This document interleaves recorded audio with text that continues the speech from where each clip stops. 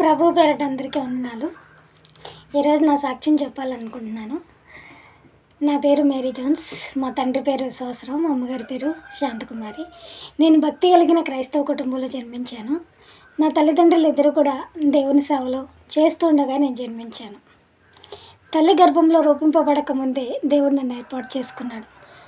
నేను దాదాపు 5-6 సంవత్సరాలు, నాకు వయసులో 5-6 సంవత్సరాలు ఉన్నప్పుడే దేవుడు నన్ను దర్శించడం జరిగింది. ఆయన శిలువ యొక్క దర్శనాన్ని చూసి నా హృదయాన్ని దేవునికి సమర్పించాను. ఆయన స్వరం ద్వారా నాతో మాట్లాడాడు.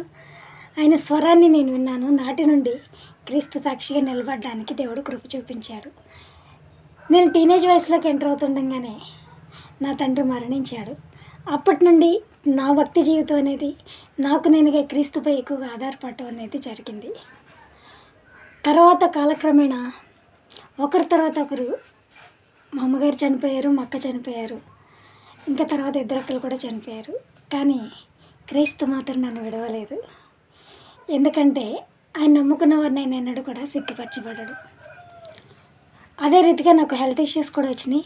దాదాపు 10 సంవత్సరాల నుంచి నేను అనారోగ్యంతో బాధపడుతున్నా. ఇది కూడా దేవుని అనుమతితోనే.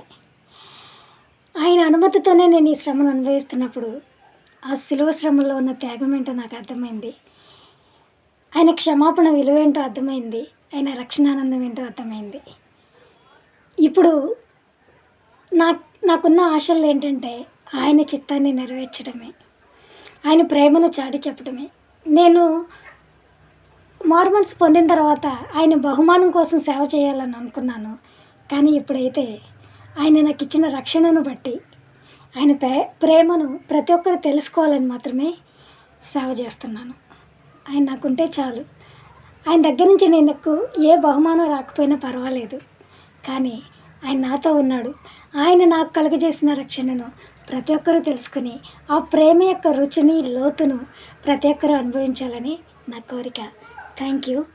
దేవుని యొక్క చిత్తమును పరిపూర్ణంగా నెరవేర్చి ఆయనను సంతోషపెట్టే రీతిలో ఉండాలని ప్రతి ఒక్కరూ, ప్రభువుని ఎరిగిన ప్రతి ఒక్కరూ మీ అనుదిన ప్రార్థనలో తప్పక నన్ను జ్ఞాపకం చేసుకోగలరని ఆశిస్తున్నాను.